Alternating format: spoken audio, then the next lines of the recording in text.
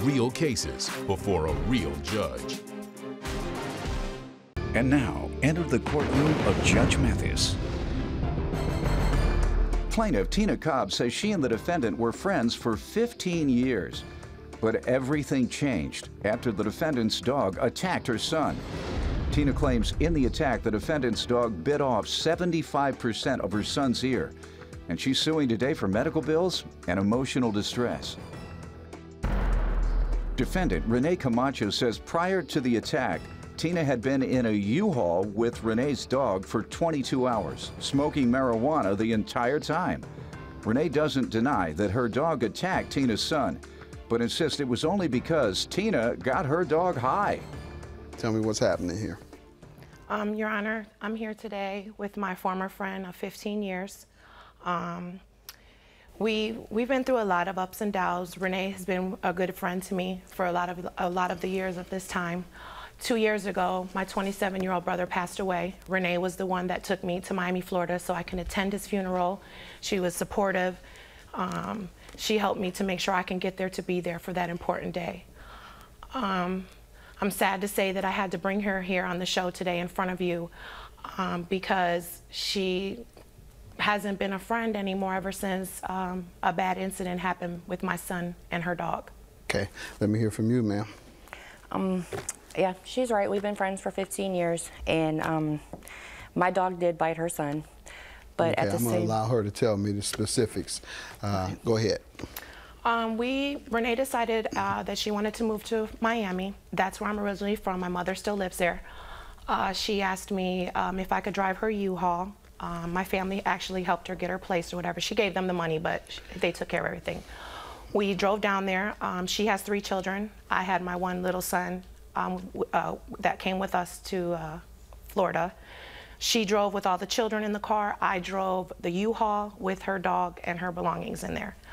After the 22-and-a-half-hour drive to Miami, we arrived to my mother's house.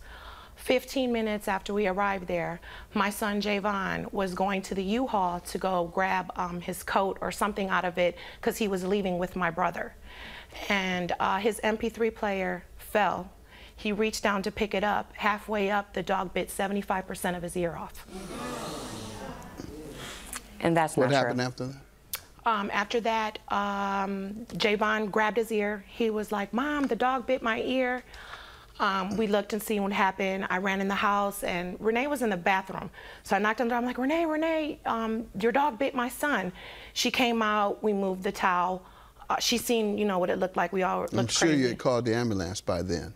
Yes, sir, but it seemed like they took forever. My dad was like, "Let's go." How did the defendant respond?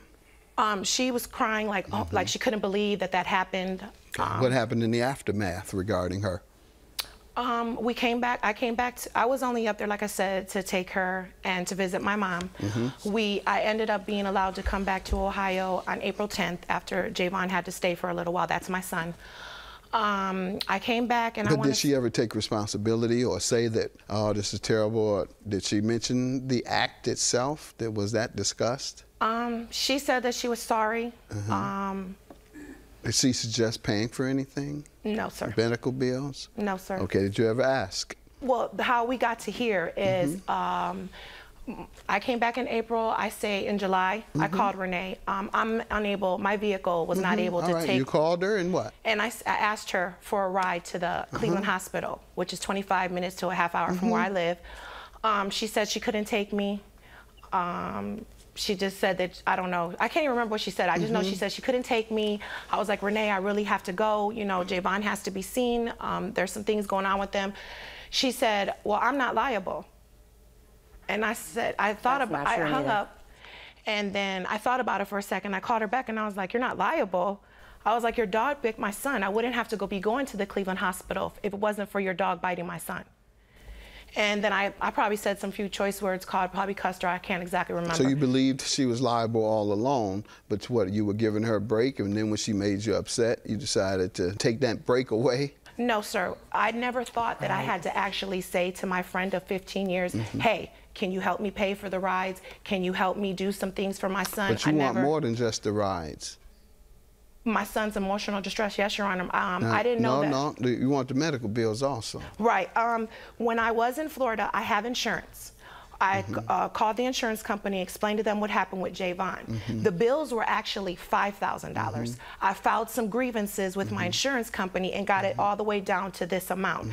I haven't spoken to Renee since she said she wasn't liable. When was it determined that you would have to pay medical bills? Not until we came back, not until I didn't start getting the notices that I owed these bills until August. And I had already cut off all ties with the Renee Gotcha, system. and that's what I'm trying to understand is time you found out you would owe money would be the time that you would call her yes, sir. and say, hey, I owe money for this, and you're responsible, or you're partially responsible, or whatever it is you believed. You should have called, I would have called, the reasonable average person would have called then and said, hey, you owe me money because you have to pay for this because your dog did it. That's why I was trying to get an understanding of when you first asked her to compensate for what you believe was her fault.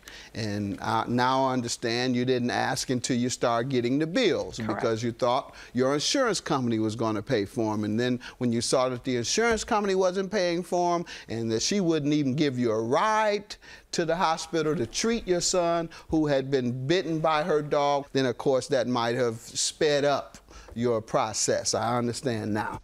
I was like, your dog bit my son. I wouldn't have to be going to the Cleveland hospital if it wasn't for your dog biting my son. And then I probably said some few choice words, probably cussed her. I can't exactly remember. So you believed she was liable all along, but what, you were giving her a break, and then when she made you upset, you decided to take that break away? Plaintiff Tina Cobb is suing because she claims the defendant's dog attacked her son.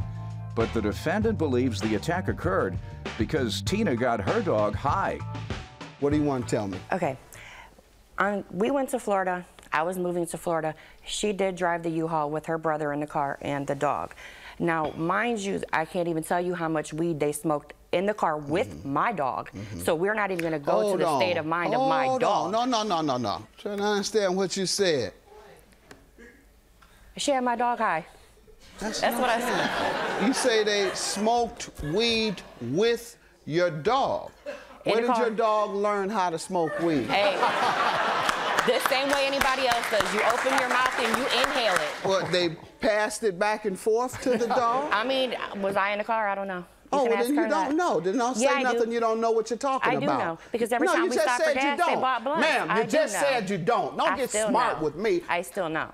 Go ahead. What else you want to tell me? Okay. When we get to Florida, what type of dog is it? A Presa Canario, 160 pounds. Okay. Okay. That's a vicious dog. No, actually, it's not. It's known as a vicious dog.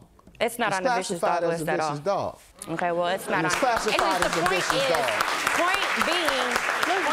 Let's end this real quick because you're talking disrespectfully to me. Ownership of a vicious dog, anything that happens, regardless of who provokes the dog, you're automatically liable for every single thing the dog does. No, I'm not. Yes, you are. I'm telling you, you are, and you'll see that you are. Judgment for the plaintiff. Get out. Out.